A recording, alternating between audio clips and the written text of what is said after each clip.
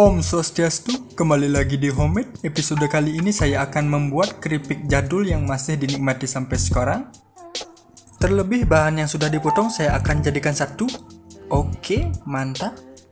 Bahan pertama kita potong menyesuaikan selera, bisa juga diulek atau di blender.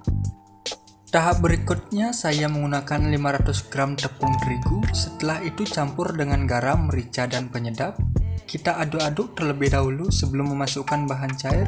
Setelah itu kita masukkan bahan yang sudah dipotong, kita aduk sampai merata, dan ketika sudah merata kita masukkan setengah telur utuh dan 150 ml air. Ketika bahan sudah masuk, kita remas lagi di dalam tepung untuk mengeluarkan air yang ada pada potongan bahan seperti bawang merah, daun seledri, dan cabai tersebut. Untuk pengembang keripik, saya memakai setengah dari telur utuh. Saya kocok terlebih dahulu, setelah itu saya bagi. Aduk dalam adonan agar telur merata. Setelah itu saya masukkan 150 ml air. Adonan terus saya ulang sampai tidak ada butiran tepung yang tersisa. Menikmati keripik ini bisa bersahabat di mana saja, entah itu dinikmati untuk peneman nasi atau makanan yang berkuah. Biasanya lebih banyak digunakan atau dinikmati untuk peneman rujak, khususnya di Bali Selatan.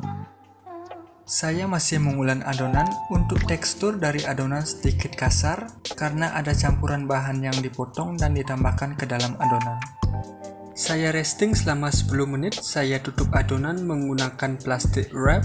Setelah itu adonan siap diiris. Terlebih dahulu saya bagi dua adonan, sebagian adonan saya wrap lagi agar permukaan dari seluruh bagian adonan tidak kering. Berikutnya kita iris adonan tipis-tipis. Jika sedikit susah mengiris tipis-tipis, kita potong atau iris dengan kemampuan yang kita bisa aja. Nanti bisa dipipihkan lagi menggunakan tangan. Untuk adonan keripik ladrang, dalam prosesnya lebih baik ketika sudah selesai dicetak atau diiris, keripik bisa langsung digoreng dengan menggunakan panas api yang sedang. Jika adonan keripik ladrang setelah dipotong dan lagi ditambahkan dalam proses pengeringan, itu belum panas minyaknya bro, sabar dong. Dari segi warna, keripik jadi sangat terpengaruh. Biasanya lebih berwarna putih ketika digoreng alias tampilan sedikit kelihatan masih mentah dari luar.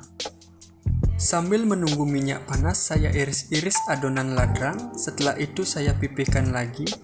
Dalam nama ladrang sendiri, jika kita kaji, sebetulnya nama tersebut dari arti bahasa Jawa itu lebih condong ke gending atau lagu, yang dimana arti tersebut istilah dalam seni kerawitan. Namun apa hubungannya makanan ringan ini dengan sebuah gending Jawa tersebut? Apakah mungkin dahulunya teknik dari pembuatan ladrang sendiri memiliki ciri di mana pembuatannya menyesuaikan ketukan dari setiap gending kerawitan yang dimainkan?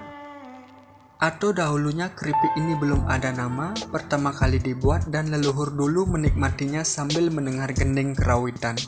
Namun ada juga penjelasan sejarah mencatat bahwa cemilan ini awalnya berbentuk stik renyah yang dibuat dari adonan roti, berasal dari kota Turin, Italia. Konon Grissini nama stik renyah tersebut telah diciptakan semenjak abad ke-14. Mungkin semeton mempunyai referensi lebih tentang keripik renyah ini, entah itu sejarah, asal muasal, dan apapun yang berkaitan dengan makanan gurih ringan ini, bisa dibagikan di kolom komentar di bawah. Setelah semua dari setengah adonan saya sudah iris-iris, dan beberapa juga keripik ladrang sudah saya angkat, kita tiriskan sebentar, agar minyaknya bisa turun.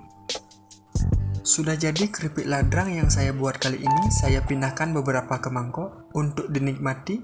Yang paling membuat ketagihan ketika menikmati keripik ini, yaitu rasa akhirnya lumayan erat menempel di lidah. Dan bisa didengar suaranya. Sekaligus menutup episode kali ini. Jangan lupa like, comment, share, and subscribe. Semangat bertemu di video selanjutnya. Ciao. Lepas kameranya.